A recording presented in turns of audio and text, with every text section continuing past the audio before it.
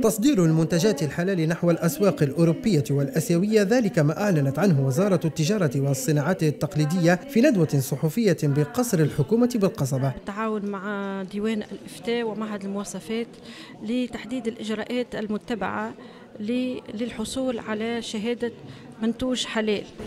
المنتوجات الحلال وهي المنتوجات المطابقة للشريعة الإسلامية موضوع اتفاقية سيتم تنسيقها مع دور الإفتاء ومعهد المواصفات والملكية الصناعية، وتشمل عدة منتوجات. لدور الإفتاء دور مهم في عملية تصدير المنتوجات الحلال، فهي التي تؤشرها وتشهد بمطابقتها للشريعة الإسلامية. دورنا احنا باش نعرفوا الحاجات الشروط هذه ندرسوها من ناحية هل تنطبق عليها القواعد الشرعية أم لا.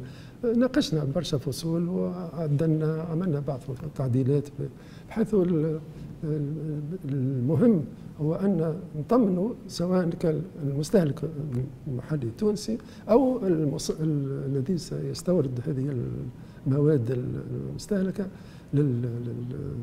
للتغذية سواء لحوم ولا غيرها أنها حلال 100%.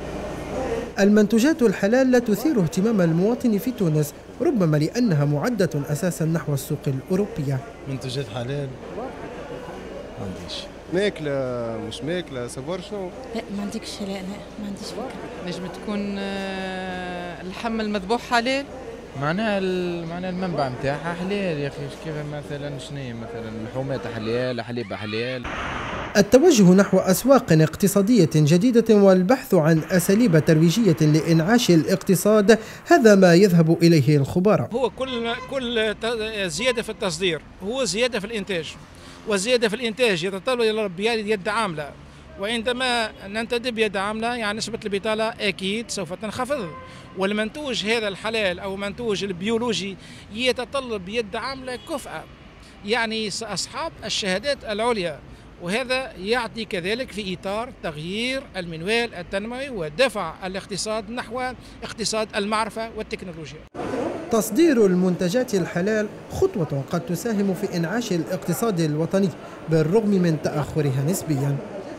ليس من السهل على تونس أن تكتسح الأسواق الأوروبية والآسيوية بتصدير المنتوجات الحلال، خاصة في ظل احتدام المنافسة من قبل عدة دول لعل أهمها تركيا. خطوة تثير العديد من التساؤلات، لعل أهمها لماذا لم تقم تونس بلد التنوع الفلاحي بهذه البادرة ما قبل الثورة التونسية؟ عبد السلام فرحات، قناة المتوسط، تونس.